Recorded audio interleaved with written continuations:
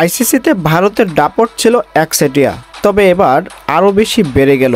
পাকিস্তানকে কোণঠাসা করতে এবার আইসিসিতে নিযুক্ত হলেন ভারতেরই একজন। আইসিসির বস হয়েছেন জয় শাহ। বিসিসিআইয়ের এর আগে চেয়ারম্যানও ছিলেন তিনি। চ্যাম্পিয়ন্স ট্রফিতে নানান নাটকীয়তা শেষে এবার হাইব্রিকেট মডেলেই হচ্ছে চ্যাম্পিয়ন্স ট্রফি। যদিও এখনও ঘোষণা আসেনি কি মডেলে হবে আইসিসি চ্যাম্পিয়ন্স ট্রফি, তবে বলার অপেক্ষা রাখে না জয় শাহ যখন চেয়ারম্যান হয়ে গেলেন এর আগেই জানিয়েছিলেন মোদি এখনও গ্রিন সিগন্যাল দেয়নি ভারতকে, তাই ভারত হাইব্রিকেট মডেলের পক্ষেই দাঁড়াবে। তবে জয় শাহ নিজেই জানিয়েছেন ক্রিকেটকে নিয়ে ভালো কিছু করার উদ্যোগ আছে তার। জয় শাহ জানিয়েছেন, আমি আইসিসির চেয়ারম্যান হিসেবে দায়িত্ব নিয়ে গর্বিত।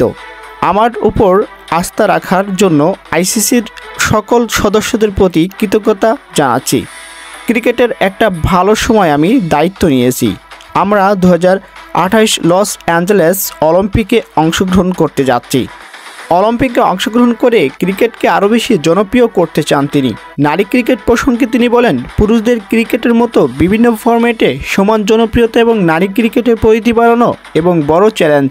ক্রিকেট বিশ্বব্যাপী ছড়ানোর সম্ভাবনা অপরিসীম। আমি আইসিসির সদস্য দেশগুলোর সঙ্গে একসাথে কাজ করতে অপেক্ষায় আছি।